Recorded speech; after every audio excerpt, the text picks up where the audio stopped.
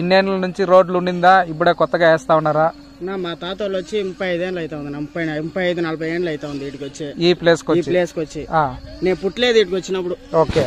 నేను వచ్చి 15 ఏళ్ళకి నేను పుట్టినాను ఇడొచ్చి. మీ తాత వాళ్ళు ఇక్కడికి వచ్చిన 15 ఏళ్ళకి నేను పుట్టినాను. ఓకే. 35 ఏళ్ళుగా ఎమ్మెల్యేగా టీడీపీ గవర్నమెంట్ ఉంది మా ఊర్లో.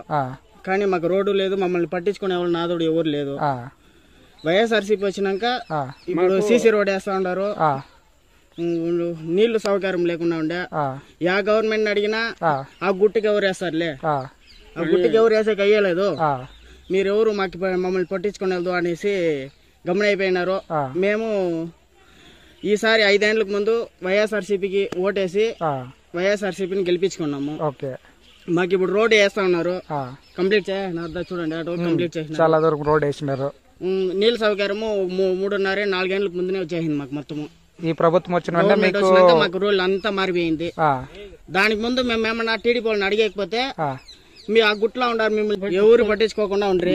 35 ఏళ్ళకి ఎమ్మెల్యేగా గెలుస్తా ఉన్నాడు నారా చంద్రబాబు నాయుడు గారు. కుప్పంలో 35 ఏళ్ళకి ఎమ్మెల్యేగా ఇచ్చేసినారు. కానీ మాకు భరత్ అన్ని ఈసారి గెలిపించి మాకు అన్ని సపోర్ట్ గా, గెలిపికి ముందునే ఇన్ని సపోర్ట్ చేస్తాను, గెలిపిస్తే ఇంకా బాగా సపోర్ట్ చేస్తారనేసి మేము కోరుకుంటాను. ఈసారి వైఎస్ జగన్మోహన్ రెడ్డిని గెలిపిస్తాము, కుప్పంలో ఎమ్మెల్యేగా భరత్ అని గెలిపిస్తాము అనుకుని మా వాళ్ళంతా ఫుల్ గా క్లారిటీగా ఉన్నారు, పక్కా క్లారిటీగా ఉన్నారు. సో మీరేమంటున్నారంటే ఒక ఎమ్మెల్యేగా కాకుండానే భరత్ అనే వ్యక్తి ఇన్ని మంచి పనులు చేస్తా ఉన్నారు కాబట్టి గెలిపిస్తే ఇంకా ఎన్ని మంచి పనులు చేస్తారు. ఓకే. సో మీ నమ్మకం నిజమవ్వాలని మేము కూడా దేవుణ్ణి కోరుకుంటున్నాం. Thank you very much.